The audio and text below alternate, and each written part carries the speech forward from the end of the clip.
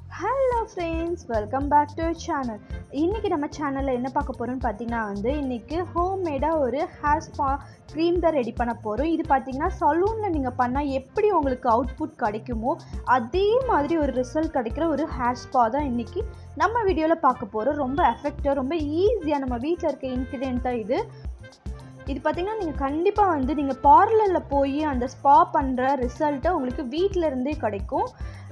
உங்கள் ஹேர் நல்ல ஷைனும் ஸ்மூத்தும் ஸ்ட்ரைட்டன் எல்லாமே ஆகிற ஒரு க்ரீம், ஹேர் நல்லா க்ரோத் ஆகிற ஒரு நேச்சுரல் ஹேர் ஸ்பா க்ரீம் தான் இன்றைக்கி நம்ம ரெடி பண்ண போகிறோம். வாங்க இது எப்படி ரெடி பண்ண வீடியோக்குள்ளே போய் பார்க்கலாம். ஃப்ரெண்ட்ஸ், அந்த கீழே ரெட்ல சப்ஸ்கிரைப் பட்டன் இருக்கும், அதை கிளிக் பண்ணி பக்கத்தில் பெல் சிம்லேயே கிளிக் பண்ணி வச்சுக்கோங்க. அப்போ தான் நான் போகிற வீடியோஸோட நோட்டிஃபைலாக வரும், நீங்களும் நம்ம சேனலை மிஸ் பண்ணாமல் பார்க்கலாம். ஃபர்ஸ்ட் ஒரு க்ளீன் பவுலில் 2 டேபிள் ஸ்பூன் அளவுக்கு கோகனட் ஆயில் எடுத்துக்கிறேன். நல்ல பியூரான கோகனட் ஆயில். மெயின் ரிசல்ட் வேணும் அப்படின்னா நல்ல ஒரு கோகனட் ஆயில், செக்லாட்னதோ இல்லை 100% வெர்ஜின் கோகனட் ஆயில் யூஸ் பண்ணலாம்.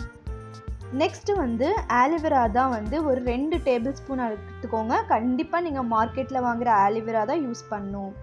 அதில் நான் 2 டேபிள் ஸ்பூன் எடுத்துக்கிறேன். ஆலிவேரா ஹேர் க்ரோத்துக்கு ரொம்ப நல்லது, டேண்ட்ரஃப்க்கு ரொம்ப நல்லது. நெக்ஸ்ட் 1 டேபிள் ஸ்பூன் அளவுக்கு பாதாம் ஆயில், ஆல்மண்ட் ஆயில் எடுத்துக்கோங்க.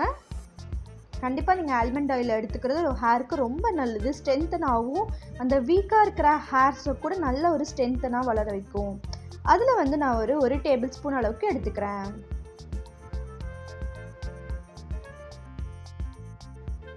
நெக்ஸ்ட் விட்டமின் இ ஆயில் நான் ஒரு கேப்சூல் எடுத்துக்கிறேன். உங்ககிட்ட விட்டமின் இ ஆயில் இருந்தால் 1 டேபிள் ஸ்பூன் எடுத்துக்கோங்க.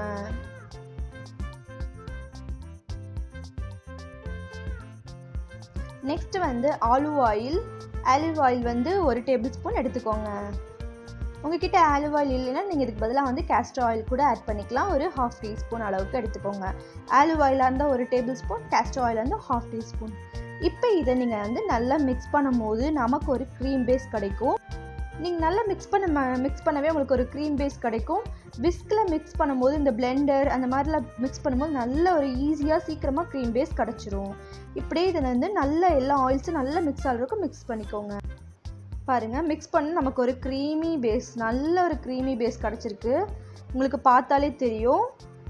இந்த அளவுக்கு நீங்கள் நல்லா மிக்ஸ் பண்ணும்போது உங்களுக்கு ஒரு க்ரீம் பேஸ் கிடச்சிரும். இந்த சலூன் பேஸ் ஸ்பா ரெடி ஆயிடுச்சு.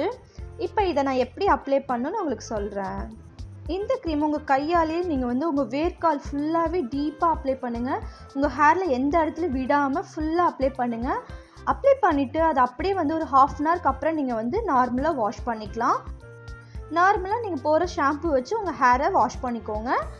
உங்கள் ஹேர் வாஷ் பண்ணக்கப்புறம் நீங்கள் உங்களோட ஹேர் சீரம் எது வேணால் அப்ளை பண்ணலாம். நீங்கள் அப்ளை பண்ணி பாருங்கள், உங்கள் ஹேர் நல்ல ஒரு ஸ்மூத்தாகவும் நல்ல ஒரு ஷைனாகவும் ஸ்ட்ரைட்டனாகவும் இருக்கும். கண்டிப்பாக நீங்கள் இதை ட்ரை பண்ணலாம்.